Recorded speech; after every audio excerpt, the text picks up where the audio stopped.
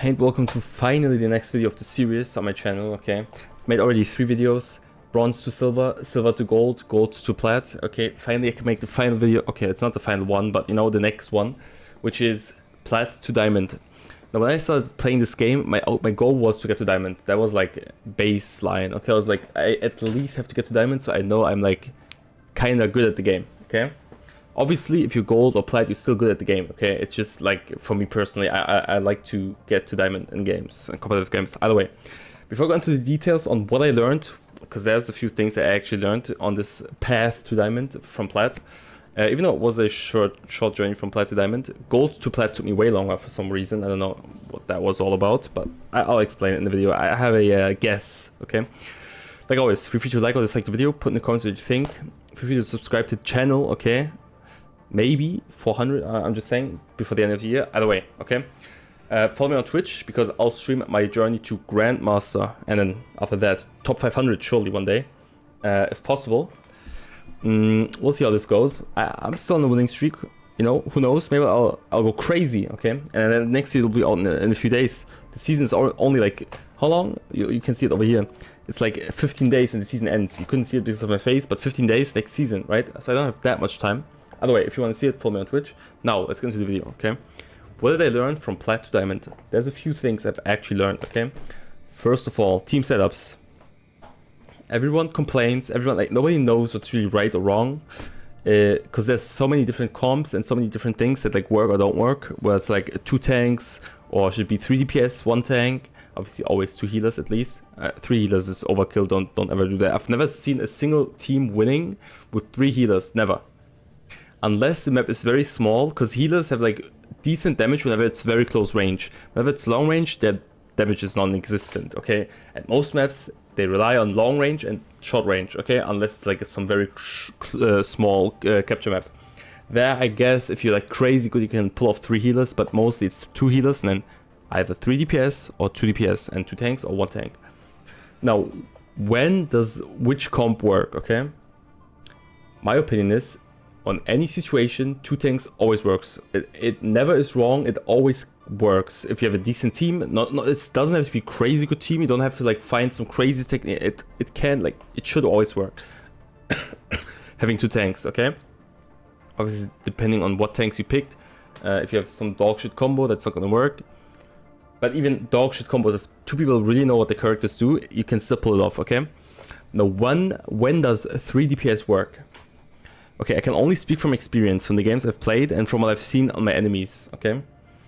Whenever you play capture, the game mode, where you capture a point and then there's 2 points, like who first gets to 2 wins, best of 3, that is where 3 DPS works, okay? Whenever you play like escort and you like push the card from A to B, whenever you're defending, most of the times 2 tanks only works. I've had like 1 or 2 instances where like I was playing DPS and I had 2 other DPS where we went crazy and we killed them non-stop, okay? That's very rare. You have to have like 3 crazy good DPS in order to defend shit like that. But what I've noticed is it's even more difficult to push or attack when you have 3 DPS. Why? Because in Diamond, people have they start to use headsets, okay? That's crazy, okay? I mean, plat. I can only talk for plat, okay? People start to use headsets, and whenever that happens, and you hear like someone swinging by, someone doing some weird shit, unless they're playing Psy and they're invisible, but that's, I mean, even that one tap usually whenever they go for the backlines, because everyone's just crazy good. The whole team turns around and the DPS is gone. But if you have 2 tanks and you push all together, that's most of the times to play. Very rarely, okay? A Moon Knight can like go from behind and like create an opening, or like some Black Panther, Iron Fist. That does happen. Or Wolverine, that is crazy. That does happen as well, and 3 DPS is fine. But it's rare. I think it's always safer to go 2 tanks, 2 DPS, 2 healers, okay? And then you can do the same thing, create an opening, like get your tanks in, and then push together. It also works with 2 DPS. It's just, it can work with 3, but I personally would recommend to go for 3 DPS if you really want to in capture, but try to stick to 2 tanks in escort or pushing the card, whatever the fuck. I think that's the safer way. It's the safest way to win anyways. It creates a lot of space for your DPS, since they have like enough shields in front of them to just focus on dealing damage and not be scared of whatever's going on around them. Because if you have 3 DPS, sometimes their Captain America, whatever the fuck the tank is, just goes to your backline and you have like one tank. And your one tank, what's he gonna do? Defend your backline or push the card? What's gonna happen? If he defends you back, nobody's gonna push the card. If you push the card, and you have a Captain America in the backline and a tank of their team defending the card while getting healed, the Captain America can just go crazy in your backline and he has a lot of health. If he also has some crazy good heal on his team that heals him from afar, you're gone. Like some good, like a good Captain America, a good character that like it destroys your backline. When you have one tank, it can destroy your whole game. Trust me. That's what I've learned. Team-wise, okay? Set up. Next, characters. I don't think characters have changed much, okay? It's just still the same thing. Mostly Hela. Sometimes even Hawkeye, I've started to see more. I didn't see him as much in low rank, to be honest, but I started to see him more. And there's the usual picks of like some crazy Iron Fist, some crazy Wolverine. I don't see any Spider-Mans no more. Like if you see it, I don't know, it's weird or whatever, but I feel like if you see any Spider-Man in your team and you Plat, you most likely will lose. I forgot to mention Moon Knight, obviously. It's like always the same thing, right? It doesn't change much. Psylocke every now and then, Magic more often in Plat, actually, yeah. But like Winter Soldier, I don't see him as much in Plat. The Punisher sometimes, Namor, also same thing with Spider-Man. Like you see him, yeah, but very rarely is he actually good. Like most time you lose. Squirrel Girl, I never see actually. Storm, okay, even less. I think she has the lowest play rate in the whole game. But it's like just like, you know, I'm talking only DPS wise because I'm a DPS main. Tank wise, obviously we see Doctor Strange a lot. Venom less often. I see more Bruce Banners than Venoms nowadays, which is crazy. Groot always. Magneto sometimes, less than Doctor Strange, but sometimes. And healer wise, what is that? Mostly Mantis, Cloak and Dagger, and Luna Snow. That's mostly the healers I see. Sometimes Adam, Warlock, or Jeff, but not as much on Plat. That's like roughly, you know, what's happening.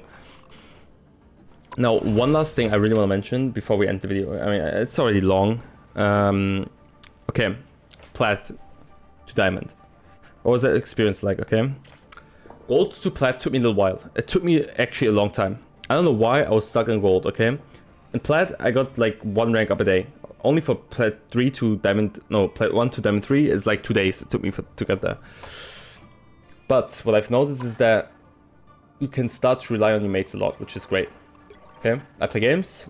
Sometimes I'm crazy good, and then I'm glad to help mates to win games. And sometimes I'm like decent. I'm not great. I'm not a top rank. Like I'm not leaderboard top fragging type shit. But I still like get like mates in the background who do crazy shit to help me win. It's enough, okay? That's like you win naturally if you're decent, okay? You don't have to be crazy good every game to win. Whereas in low elo you actually do. You can give callouts. There's more communication, like even more than last video where I mentioned it. Like nearly every game we have like some Doctor Strange asking us where do I put the portal, and then we discuss that shit. Or like they give a call, please you switch to this character. Even they talk to you directly and tell you do this, pick this guy. And don't get offended whenever people tell you what to do, okay? Just listen and think about it. Does it make sense to you? Think about it. Don't think like they're flaming you. They're telling you dog shit with the character. Even if they do, ignore that part. Only listen to why does this guy want me to play magic right now? Why? Let me think about this. Okay, I'm playing ranged character.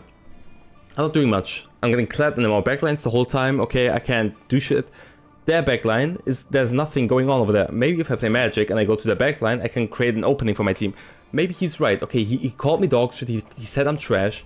Maybe I'm right. Okay, you can call him dog shit still. You can say, shut the fuck up. Okay, you don't do that. Okay, but you could say, shut the fuck up, retard. I know what I'm doing. But then still pick magic. Because it does make sense of the times. Their suggestions, they do make sense. They're just like, they don't know how to talk to you. Because most of these people that are in this rank are losers, okay? Including me, okay? If you see some guy with the same rank that you are, when you're high ranked, you're all losers, okay? Me too. All of us. The higher I get, the bigger of a loser I become, okay? That's it though. That is the video. I hope I could give you some info for Plat on how to get to Diamond. It's very easy though. Like if you really like decent and you listen to your team and you play and you like are flexible with like choosing different roles, you'll get there. You don't gotta worry about it at all. Don't be scared. Have confidence and you'll win. The only problem is when you start to get scared and you lose confidence. That's where you get worse at the game. You always gotta be confident. You always gotta know you're gonna win no matter what. And just keep that mindset. That's gonna help you win. Either way, this has been the video. Plat to Diamond. Hey, we're there. Okay. Maybe next video. Diamond to Grandmaster. Who knows? We'll see. I'll see how long it takes. Obviously, I'll stream every day still and see how it goes. Maybe I'll get there. Maybe not. It's fine by me if I don't, but I'll try my best. 15 days left. Try to get to the top 500 baller list. If not, next season, I don't mind. I'm going full try hard, grinding, winning, getting there. Like always, if you just like, dislike, put in the comments what you think about the video. If I missed something, if you're like curious about something, if you have any questions, I can help you. And if you subscribe, follow Twitch. That's it. Thanks for watching. I'm out. Don't be toxic. You can win games without being toxic, okay? That's not gonna help you. It's gonna make you lose. But if you have to, sometimes it is what it is, man. Either way, goodbye. Thanks for watching.